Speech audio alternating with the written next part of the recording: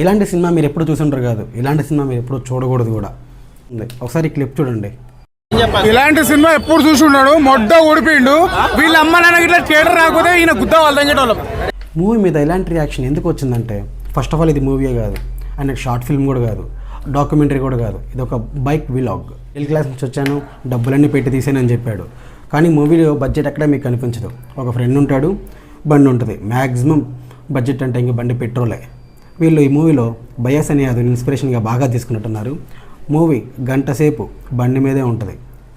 నువ్వు నీ ఫ్రెండ్ బండి మీద ఒక చోటు నుంచి ఇంకో చోటుకి వెళ్తూ వీడియో రికార్డ్ చేసుకున్నారనుకోండి, అదే ఈ సినిమా. చెప్పుకోవడానికి కానీ చూడటానికి కానీ లోపల ఏమీ లేదు. టోటల్లీ ప్యూర్ డిసప్పాయింట్ చేశారు సూపర్ రాజా మాత్రం. క్లాస్ నుంచి వచ్చానన్నాడు, మైత్రి లాంటి డిస్ట్రిబ్యూటర్స్ ముందుకు వచ్చారు, కానీ ఆ ఛాన్స్ని చాలా వేస్ట్ చేసుకున్నాడు అనిపించింది నాకైతే. టోటల్ మూవీ వాచింగ్ వర్తా కాదా అంటే అస్సలు దండం ఇట్లా పెట్టచ్చు మూవీకి. అసలు ఇది మూవీయే కాదు.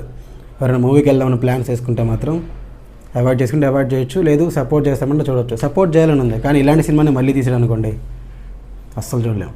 సూపర్ రాజాకి నా తరపున చిన్న రిక్వెస్ట్ ఏంటంటే, మళ్ళీ నీకు మూవీ తీసే ఉద్దేశం ఉంటే మాత్రం ఒక మంచి కంటెంట్ తీసుకో. సింగిల్ షాట్ అవసరం లేదు, ఒక మంచి స్టోరీ తీసుకొని మంచి థ్రిల్లరో లేకపోతే డ్రామానో లేకపోతే లవ్ స్టోరీయో వీటి మీద వెళ్ళి కావాలంటే మంచి ఫ్యూచర్ ఉంటుంది. కానీ ఇలాంటి అటెంప్ట్ ఇంకెప్పుడు చేయొద్దు, మేము రెడీగా లేము.